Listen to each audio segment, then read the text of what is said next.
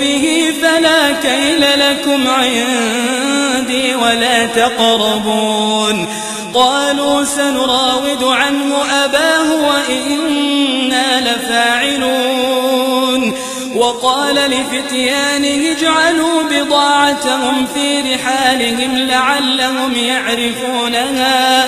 لعلهم يعرفونها إذا انقلبوا إلى أهلهم لعلهم يرجعون. فلما رجعوا إلى أبيهم قالوا يا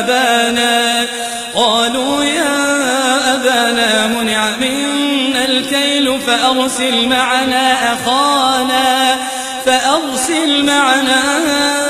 أخانا نكتل وإنا له لحافظون.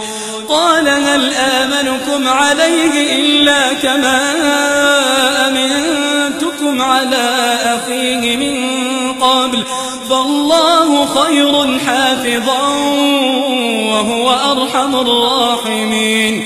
ولما فتحوا متاعهم وجدوا بضاعتهم